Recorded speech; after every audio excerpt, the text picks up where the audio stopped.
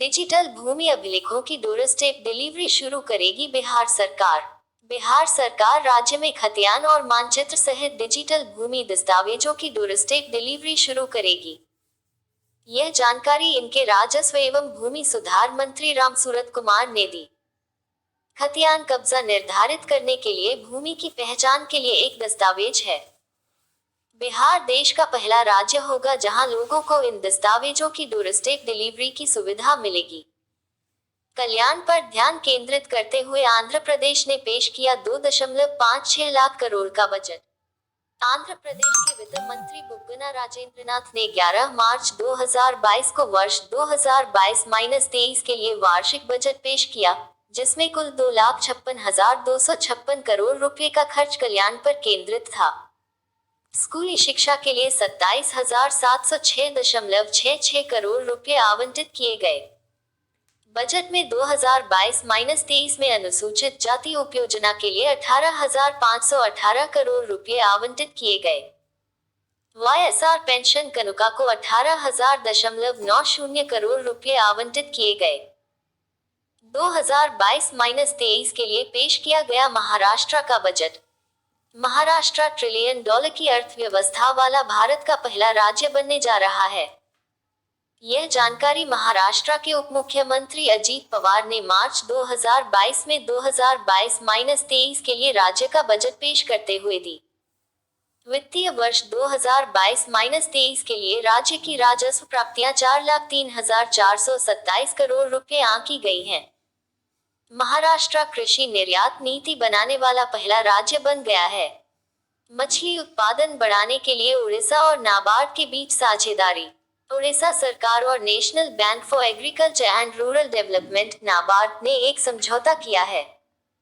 राज्य में मछली उत्पादन बढ़ाने के लिए मत्स्य पालन बुनियादी ढांचे के निर्माण के लिए इस समझौता ज्ञापन पर हस्ताक्षर किए गए हैं। समर्पित मत्स्य पालन एवं aquaculture infrastructure development fund (FIDF) समुद्री और अंतर्देशीय क्षेत्रों में बुनियादी सुविधाओं के निर्माण में मदद करेगा। इसरो करेगा यंग साइंटिस्ट प्रोग्राम के लिए 150 छात्रों का चयन। इसरो स्कूली बच्चों के लिए और कोड युवा विज्ञानी कार्यक्रम और कोड YUVIKA या और कोड यंग साइंटिस्ट प्रोग्राम और कोड नामक एक विशेष कार्यक्रम का आयोजन कर रहा है।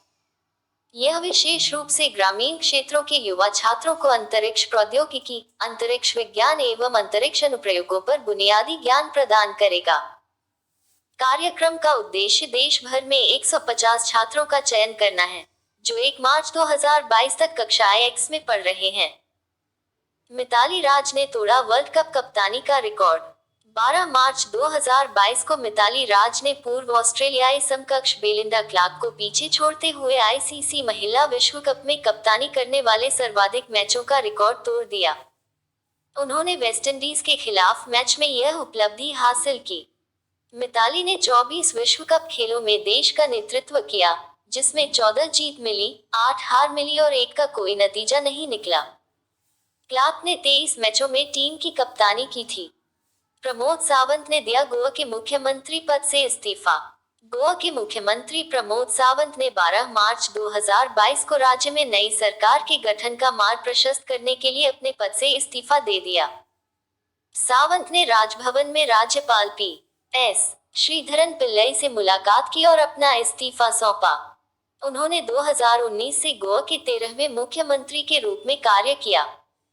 सावंत गोवा विधानसभा में संक्वेलम निर्वाचन क्षेत्र का प्रतिनिधित्व करते हैं। RBI अधिनियम के तहत AIFI के रूप में विनियमित किया जाएगा नैपफिड। नैपफिड को RBI अधिनियम 1934 के तहत एक अखिल भारतीय वित्तीय संस्थान के रूप में विनियमित और पर्यवेक्षित किया जाएगा। National bank for finance and infrastructure and development NaBFID अधिनियम 2021 को 28 मार्च 2021 को राष्ट्रपति की सहमति प्राप्त हुई थी। लंबी अवधि के बुनियादी ढांचे के वित्तपोषण के विकास का समर्थन करने के लिए नैपफिड को एक विकास वित्तीय संस्थान DFI के रूप में स्थापित किया गया है। रक्षा क्षेत्र के लिए रक्षा मंत्रालय ने की 18 प्रमुख प्लेटफार्मों की पहचान। सरकार ने विभिन्न मार्गों के तहत रक्षा क्षेत्र में उद्योग के नेतृत्व वाले डिजाइन और विकास के लिए 18 प्रमुख प्लेटफार्मों की पहचान की है। मेक एक श्रेणी के अंतर्गत अनुसंधान एवं विकास के उद्देश्य से 14 परियोजनाओं की पहचान की गई है। Special purpose vehicle SPV model श्रेणी के तहत 2 प्लेटफार्मों अर्थात लंबी दूरी के मानव रहित हवाई वाहन और भारतीय बहुभूमिका वाले हेलीकॉप्टरों की पहचान की गई है। एससी ने किया उच्चाधिकार प्राप्त समिति के अध्यक्ष के रूप में के सीकरी को नियुक्त। सुप्रीम कोर्ट ने अपने पूर्व न्यायाधीश के सीकरी को एक उच्चाधिकार प्राप्त समिति के अध्यक्ष के रूप में नियुक्त किया है। इस समिति का गठन और कोर्ट पूरे हिमालयी घाटी पर 4 धाम महामार्ग विकास परियोजना, 4 धाम राजमार्ग विकास परियोजना के संचयी और स्वतंत्र प्रभाव पर विचार और कोर्ट करने के लिए किया गया है। सीकरी समिति के अध्यक्ष के रूप में प्रोफेसर रवि चोपड़ा की जगह लेंगे।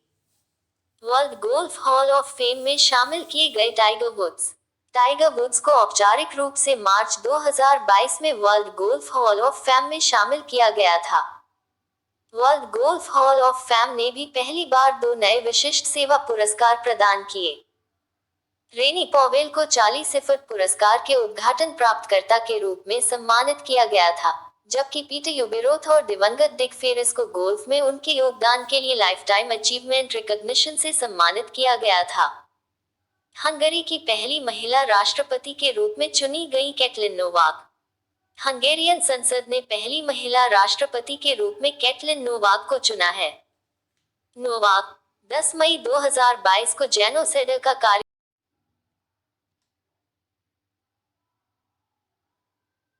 हरदीप सिंह पुरी द्वारा प्रदान किया गया मोपिंग स्वच्छता पखवाड़ा पुरस्कार।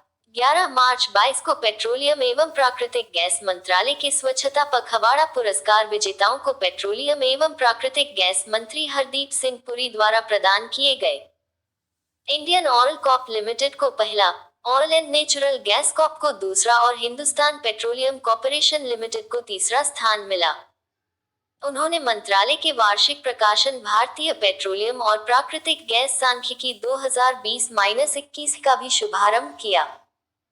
सिपेट शैक्षणिक परिसरों के सौरीकरण के लिए IREDA और सिपेट के बीच समझौता।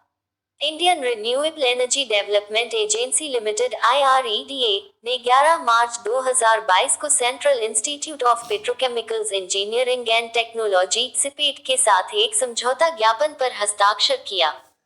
यह सौर PVR रूफटॉप सौर परियोजनाओं को स्थापित करके सिपेट को अपने शैक्षणिक परिसरों को सौर ऊर्जा प्रदान करने में मदद करेगा।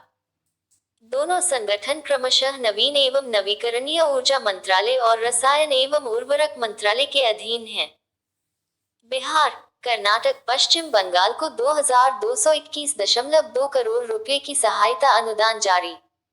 व्यय विभाग ने 11 मार्च 22 को ग्रामीण स्थानीय निकायों को अनुदान प्रदान करने के लिए बिहार, कर्नाटक और पश्चिम बंगाल को 2221.2 करोड़ रुपए की राशि जारी की।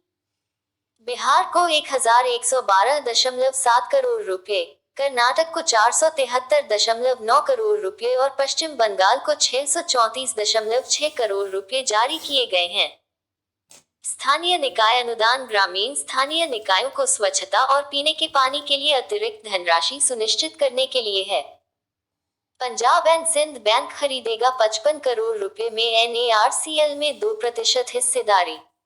पंजाब एंड सिंध बैंक ने संपत्ति पुनर्निर्माण कंपनी NARCL में 55 करोड़ रुपए में 2% हिस्सेदारी खरीदने का समझौता किया है। इक्विटी निवेश किश्तों में किया जाएगा, जिसमें 28.18 करोड़ रुपए का पहला निवेश 31 मार्च 2022 तक पूरा होने की उम्मीद है। NPA गैर निष्पादित संपत्ति खातों की वसूली सहित त्वरित समाधान सुनिश्चित करने के लिए वित्तीय निवेश किया जा रहा है। पश्चिम बंगाल सरकार ने पेश किया 3.21 लाख करोड़ रुपए का बजट 2022-2023। पश्चिम बंगाल की वित्त मंत्री चंद्रिमा भट्टाचार्य ने 11 मार्च 2022 को वित्त वर्ष 2022-23 के लिए 3.21 लाख करोड़ रुपए का बजट पेश किया। राजस्व प्राप्तियां 1,98,047 करोड़ रुपए आंकी गई हैं, जबकि राज्य सरकार ने सार्वजनिक ऋण को 1,14,958 करोड़ रुपए तक बढ़ाने का प्रस्ताव रखा है। वित्तीय वर्ष के लिए पूंजीगत व्यय 33,144 करोड़ रुपए और राजस्व व्यय 2,26,326 करोड़ रुपए होने का अनुमान है। IIFL सिक्योरिटीज ने लॉन्च किया प्राथमिक बाजार निवेश मंच वनअप। IIFL सिक्योरिटीज ने वनअप लॉन्च किया है। यह प्रारंभिक सार्वजनिक पेशकश IPO, गैर परिवर्तनीय डिबेंचर NCD और सॉवरेन गोल्ड बॉन्ड SGB में निवेश करने के लिए भारत का पहला प्राथमिक बाजार निवेश मंच है। वनअप प्लेटफॉर्म पर IPO आवेदन 24x7 स्वीकार किए जाते हैं और IPO बोली खुलने से 3 दिन पहले तक स्वीकार किए जाते हैं। IRDAI के अध्यक्ष चुने गए देबाशीष पांडा। केंद्र सरकार ने पूर्व वित्तीय सेवा सचिव देबाशीष पांडा को IRDAI भारतीय बीमा नियामक विकास प्राधिकरण का अध्यक्ष नियुक्त किया है। बीमा नियामक के प्रमुख के रूप में उनका कार्यकाल 3 साल का होगा। उत्तर प्रदेश कैडर के 1987 बैच के IAS अधिकारी पांडा 2 साल के कार्यकाल के बाद जनवरी 2022 में वित्तीय सेवा सचिव के रूप में सेवानिवृत्त हुए। द्विपक्षीय व्यापार को पुनर्तः अनलॉक करने हेतु भारत कनाडा के बीच FTA वार्ता पुनः शुरू। भारत और कनाडा ने 11 मार्च 2022 को नई दिल्ली में द्विपक्षीय व्यापक मुक्त व्यापार वार्ता फिर से शुरू की। इसमें कृषि उत्पाद, रसायन, जूते और वस्त्र सहित क्षेत्र शामिल होंगे। वाणिज्य एवं उद्योग मंत्री पीयूष गोयल और कनाडा की उनकी समकक्ष मैरी एनजी पूर्ण समझौते पर आगे बढ़ने से पहले एक अंतरिम समझौते पर हस्ताक्षर करने पर सहमति